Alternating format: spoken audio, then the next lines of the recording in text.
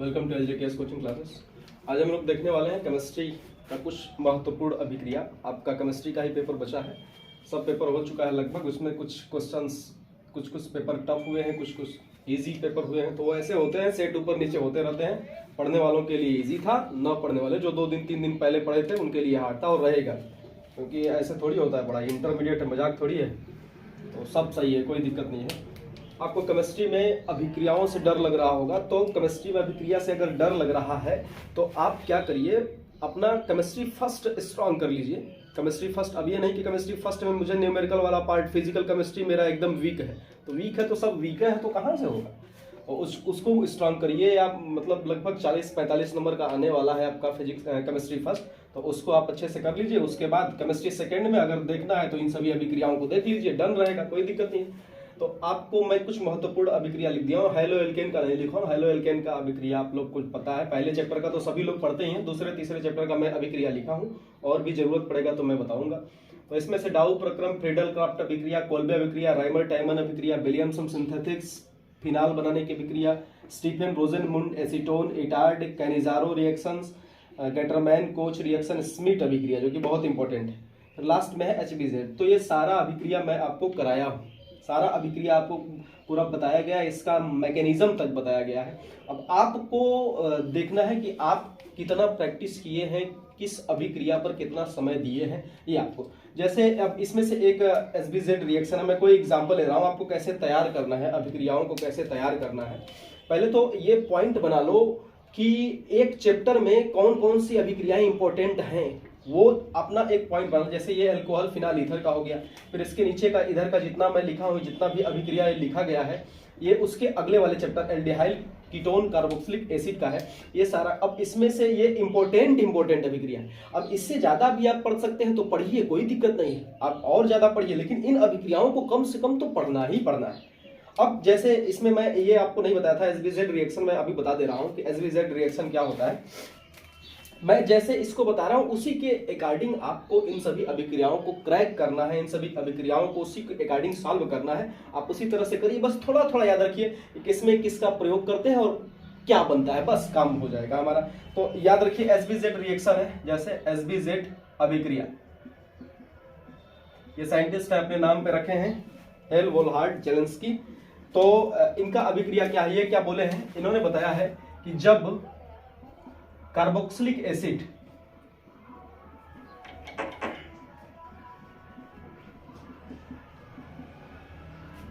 Carboxylic LIC acid मिला लीजिएगा, जब कार्बोक्सिलिक एसिड की अभिक्रिया, जब कार्बोक्सिलिक एसिड की अभिक्रिया Cl2 या Br2 के साथ, याद रखिएगा, जब कार्बोक्सिलिक एसिड, कोई भी कार्बोक्सिलिक एसिड हो, उसकी अभिक्रिया Cl2 या Br2 के साथ रेड फास्फोरस। अब ऐसे ही याद रखेंगे तभी होगा कि जब कार्बोक्सिलिक एसिड की अभिक्रिया Cl2 या Br2 के साथ रेड फास्फोरस की उपस्थिति में, सब दिखाना होता है किसकी उपस्थिति में, नहीं तो गलत मान लिया जाता है।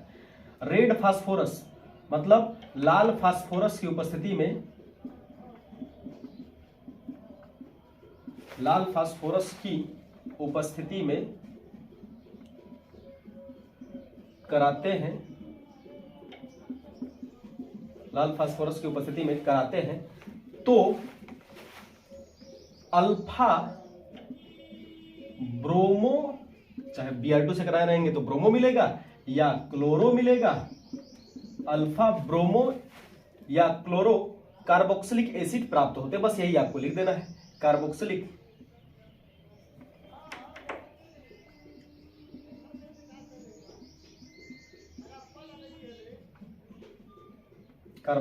अम्ल प्राप्त होते हैं। अपना सेंटेंस देख लीजिएगा, कार्बोक्सिलिक एसिड प्राप्त होते हैं। तो आपको बस इतना दिमाग में बस थोड़ा सा बना लो सर कि बस कार्बोक्सिलिक एसिड, ये कार्बोक्सिलिक एसिड कौन होते हैं, जिसमें COOH लगा रहता है ना। तो कार्बोक्सिलिक एसिड की अभिक्रिया Cl2 या Br2 के साथ लाल फास्फोरस, इसमें बस ये याद रखो, लाल फास्फोरस की उपस्थिति में करा रहे हैं। तो अल्फा क्यों, क्योंकि वही एसिडी का हाइड्रोजन होता है, वहीं से रिप्लेस होकर HBr बना के बाहर निकल जाएगा। तो अल्फा ब्रोमो या क्लोरो कार्बोक्सिलिक एसिड प्राप्त होते हैं, मतलब कार्बोक्सिलिक एसिड से ही कार्बोक्सिलिक एसिड बनाना है, बस उसमें कोई हेलो एल्केन हैलोजन को ही जोड़ना है, बस यही अभिक्रिया और कुछ नहीं है। जैसे देखिए मेरे पास एक एग्जांपल है RCH2COOH, बहुत सिंपल सा रिएक्शन है।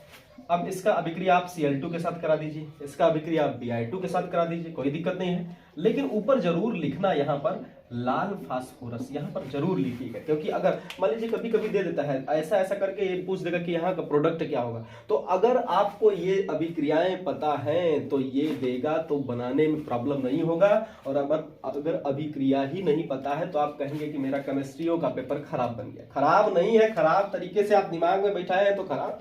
दिन रात मोबाइल चलाते हो तो चलाओ। तो एक सेकेंड,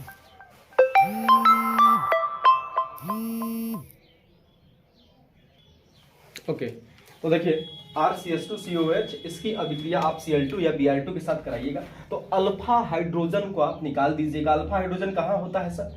कोई भी ग्रुप या कोई भी समूह कहीं जुड़ा हो किसी भी ऑर्गेनिक कंपाउंड में, तो उसके जस्ट बगल वाला कार्बन जो होता है अल्फा कार्बन होता है, और उस कार्बन के पास जितने हाइड्रोजन होते हैं उनको हम अल्फा हाइड्रोजन कहते हैं। बेटा एकदम सिंपल सी बात है। यहाँ पर 2 अल्फा हाइड्रोजन है तो एक अल्फा हाइड्रोजन यहां से निकलेगा, एक Cl यहां से निकलेगा।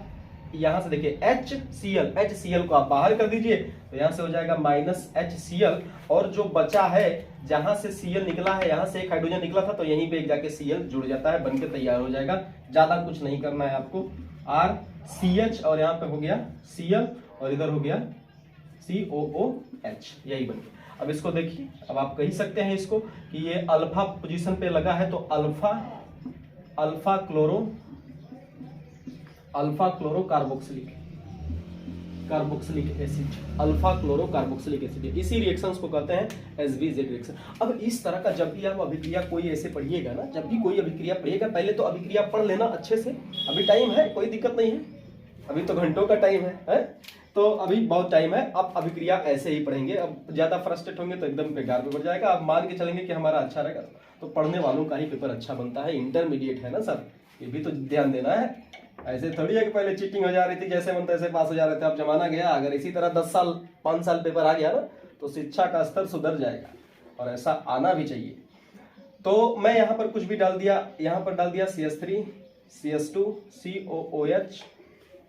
लेकिन बोर्ड को भी ये देखना चाहिए कि भाई अगर आप पेपर बना रहे हैं तो किसी का इजी मत बनाइए, किसी का हार्ड बना दे रहे, किसी का इजी। लेवल सेम रखिए, इजी देना है तो सबको दे दीजिए, नहीं तो हार्ड देना है तो सबको हार्ड दीजिए। लेवल सेम रखें, नहीं तो जहाँ के इजी पेपर वहाँ के बच्चे थोड़ा सा अच्छा कर लेते हैं, तो ऊपर नीचे फ्लक्चुएट होते रहते हैं पेपर, क्या किया जाए। तो CH3 CH2 COOH, इसका रिएक्शन आप Cl2 से करा दीजिए और ऊपर लिखिएगा लाल फास्फोरस। तो यहाँ से HCl बाहर आपका निकल जाएगा, यहाँ पे Cl जुड़ जाएगा, मतलब CH3 CHCl COOH। इसका नेमिंग कर लेंगे, बहुत कॉम्प्लिकेटेड नहीं है। अगर 1 2 3 से करेंगे IPSC से तो ये हो जाएगा 2 क्लोरोप्रोपेनोइक एसिड। तो इस तरह से आप रिएक्शंस देख लीजिएगा। अब और भी रिएक्शंस आप चाहे तो CH3 CH3R के जगह कोई भी ग्रुप जुड़ा रहे तो आप देख सकते हैं, कोई दिक्कत वाली बात नहीं है। जैसे मैं एक ऐसा एग्जांपल ले लिया बेंजीन रिंग टाइप से, यहाँ पर CH2 COOH कर दिया तो इस ग्रुप के जस्ट बगल वाले कार्बन के पास क्या है, अल्फा हाइड्रोजन है। यहाँ पर अगर मैं COOH जोड़ दूं तो नहीं हो पाएगा। सर बेंजोइक एसिड से रिएक्शन क्यों करेगा? क्योंकि बेंजोइक एसिड के पास अल्फा हाइड्रोजन ही नहीं है। देखिए ना, बेंजोइक एसिड आप सोच रहे हैं कि यहाँ पर COOH रहता तो क्या ये बन जाता, यहाँ से अल्फा हाइड्रोजन नहीं है, यहाँ पे सर कार्बन का चारों बॉन्ड बन चुका है तो ये रिएक्शन नहीं करेगा। तो आप क्या करिए, यहाँ पर इसके जस्ट बगल में अल्फा हाइड्रोजन होना चाहिए, तो अल्फा हाइड्रोजन है, इसका रिएक्शन आप Br2 के साथ करा दिए in the presence of Lal phosphorus. तो इस तरह का 2 4 5 को हर अभिक्रिया लिखने के बाद 3 4 5 क्वेश्चंस करिए, ताकि अगर ऐसा लिखा मिले 10 + 10 और इसके इक्वल टू प्रोडक्ट क्या होगा तो भी आप बना लेंगे अगर ये अभिक्रिया तैयार है तो। अगर अभिक्रिया तैयार नहीं है तो ठीक है, बना लीजिएगा। अब इसके बाद ये क्या हो जाएगा, देखिए मैं मैकेनिज्म नहीं दे रहा हूं, इस समय नहीं है, मैं सारा मैकेनिज्म करा के पढ़ाया। यहाँ पर हो गया CH, यहाँ पर जोड़ दीजिए Br CH, और यहाँ पर एक जोड़ दिया Br, और यहाँ पर COOH। यहाँ से बना सकते हैं, इसका नेमिंग कर सकते हैं। क्या होगा नेमिंग बेटा, ये हो जाएगा 1 2, तो ये हो गया 2 ब्रोमो और 2 पर फेनिल है तो अल्फाबेटिकल ब्रोमो पहले आ रहा है ना, तो ये हो जाएगा 2 bromo 2 phenyl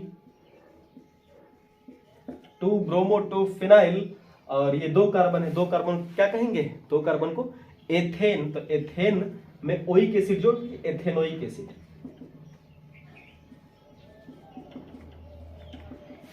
ethanoic acid simple सा है, बन जाता है। तो कोई भी रिएक्शन आप देखिएगा तो इसी तरह से देखिएगा। सर मैं कोई भी रिएक्शन आपको बताऊंगा तो इसी तरह का रिएक्शन बताऊंगा। जैसे अब कोई भी रिएक्शन आप लेंगे, पढ़िए, उस रिएक्शन को अपने माइंड में भर के उस पर 3-4 क्वेश्चंस जरूर, 5 क्वेश्चंस जरूर सॉल्व कीजिए। अगर उसको सॉल्व कर ले रहे हैं तो यहीं से ना क्वेश्चन बनेगा, और कहां से बनेगा।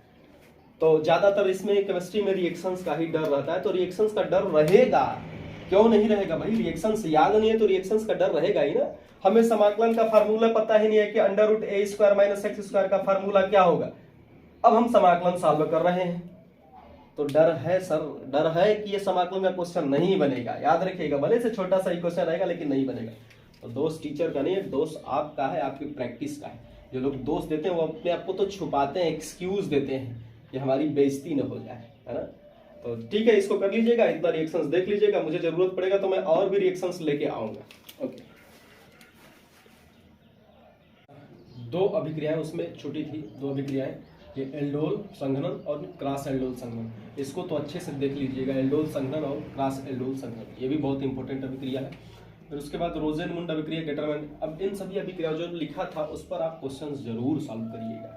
अब इनको पढ़ने का यही तरीका होता है, इनका पहले कॉन्सेप्ट आप पढ़े। जैसे रोजेनमुंड अभिक्रिया आ गया, तो रोजेनमुंड अभी कभी कभी तो डायरेक्ट स्ट्रेट फॉरवर्ड रिएक्शंस ही दे देते हैं, लेकिन मान लीजिए अगर रिएक्शंस नहीं दिए तो पूछ देते हैं कि इस क्या होगा जब इससे ये बने, या इसकी अभिक्रिया इससे कराए तो क्या होगा, कुछ ऐसा पूछ देते हैं। तो रोजेनमुंड अभिक्रिया अगर आप जब पढ़ेंगे तो देखिए लिखवाया गया होगा कि जब एसिड हैलाइड, तो एसिड हैलाइड बेसिकली इसमें क्लोराइड का यूज ज्यादा किया जाता है। तो एसिड हैलाइड में मतलब अम्ल क्लोराइड कह दीजिए, अम्ल क्लोराइड। जब अम्ल क्लोराइड की अभिक्रिया H2 के साथ, जब अम्ल क्लोराइड की अभिक्रिया, ऐसे आप याद रखिएगा, थोड़ा थोड़ा भी बना लेंगे दिमाग में तो भी काम बन जाएगा। जब अम्ल क्लोराइड की अभिक्रिया H2 के साथ PD और BaSO4, ये कैटालिस्ट है, PD और BaSO4 उत्प्रेरक की उपस्थिति में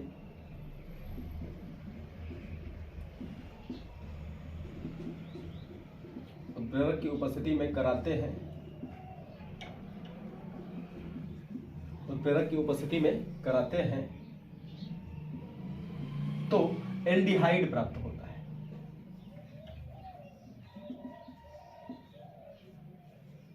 एल्डिहाइड प्राप्त होता है, याद रखिएगा ऐसा कुछ। मतलब जब एसिड क्लोराइड की अभिक्रिया आप H2 के साथ करा रहे हैं in the presence of PD plus BaSO4 उत्प्रेरक की उपस्थिति में कराते हैं तो एल्डिहाइड, मतलब ये रिड्यूस कर देता है, एल्डिहाइड प्राप्त कर। तो होता क्या है, जैसे कोई भी एसिड क्लोराइड का फार्मूला ले लीजिए। जैसे मैंने लिया C≡O और इधर कर लिया H, इधर कर लिया Cl, चलिए Cl कर लिया। ये एक एसिड क्लोराइड है, यहाँ पर CH2 भी लगा सकते हैं, नो प्रॉब्लम, R लगा दीजिए, कोई दिक्कत नहीं है। अब इसके बाद ऐसा दिखेगा। अब इसके बाद आप इसका रिएक्शन H2 के साथ करा दीजिए। रिएक्शन के ऊपर लिखा रहेगा, मान लीजिए अगर कोई रिएक्शन दे देता है कि this plus this is equal to what, अभिक्रिया को पूर्ण कीजिए। तो इस टाइप के रिएक्शन कैसे करेंगे, देखिए आपको करने के लिए सब मेन फंडा यही है, अभिक्रिया को पहचानना होगा कि ये किस प्रकार की कौन सी अभिक्रिया है। अगर ये पहचान ली तो काम बन जाएगा। तो क्या हो जाएगा, एक यहां से हमको Cl को निकालना है, एक हाइड्रोजन एक Cl को बाहर निकाल देगा, HCl बाहर निकल गया। और फिर उसके बाद ये शायद अभिक्रिया में कराया भी हूँ, फिर से बता दे रहा हूँ कि आपको कैसे हीट करना है, अभिक्रियाओं को कैसे इस समय हीट करना है। यहाँ पर एक हाइड्रोजन जाके जोड़ दीजिए तो ये बन जाएगा आपका C≡O, यहाँ पर H और ये एल्काइल। ये एक तरह का एल्डिहाइड है, ये एक तरह का एल्डिहाइड है, ये एक तरह का क्या है, एसिड हैलाइड, एसिड क्लोराइड। अब ये अभिक्रिया आप पढ़ लिए। अब आपके पेपर में आ गया कुछ इस तरह से अभिक्रिया, बना दिया बेंजीन,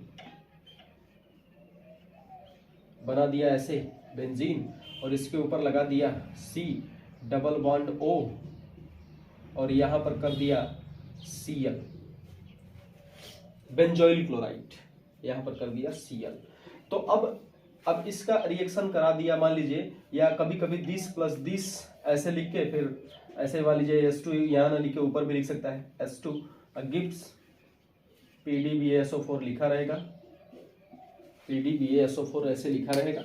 अब आपसे पूछेगा कि प्रोडक्ट क्या बनेगा, या ऐसे भी पूछ सकता है कि बेंजोइल क्लोराइड, ये बेंजोइल क्लोराइड है, बेंजोइल क्लोराइड से बेंजेल्डिहाइड कैसे प्राप्त करेंगे। ये सबसे प्रॉब्लम वाला बात होता है कि नेमिंग रिएक्शंस पर बेस्ड कैसे क्वेश्चन को सॉल्व करना है। तो बेंजोइल क्लोराइड से बेंजेल्डिहाइड आपको बनाना है, ये एक तरह का कन्वर्जन वाला रिएक्शन हो गया। तो आ जाएगा अगर अभिक्रिया हमको पता है, बस ई पहचान में आ जाए कि बेंजोइल क्लोराइड मतलब एसिड हाइलाइड, एसिड क्लोराइड की अभिक्रिया हम लोग H2 के साथ कराते हैं PdBaSO4 के उपस्थिति में, तो एल्डिहाइड बनता है। बस ये गटरमैन अभिक्रिया इतना, सॉरी ये रोजनविंड अभिक्रिया इतना अगर पकड़ लिया तब तो रिएक्शंस बनना ही बनना है। अगर इतना सोच लिया तो रिएक्शंस आराम से बन जाएंगे। यहाँ Cl को बाहर निकाल दीजिए, C डबल बॉन्ड O, और यहाँ पर एक हाइड्रोजन लगा दीजिए, और जो Cl बाहर निकला है उसके साथ बना दीजिए HCl। ये बाई प्रोडक्ट हमारा हो गया, ये हो गया हमारा बेंजेल्डिहाइड।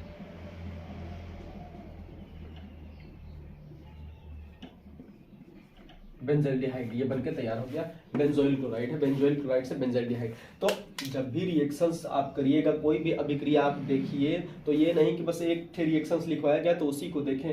कोई भी अभिक्रिया पढ़ के उसमें का, उस चैप्टर में का जितना रिएक्शंस दिया है उस अभिक्रिया बेस्ड उसको आपको जरूर सॉल्व करना है, और सॉल्व कर लेंगे तो रिएक्शंस आपके बनने के चांसेस बढ़ जाएंगे।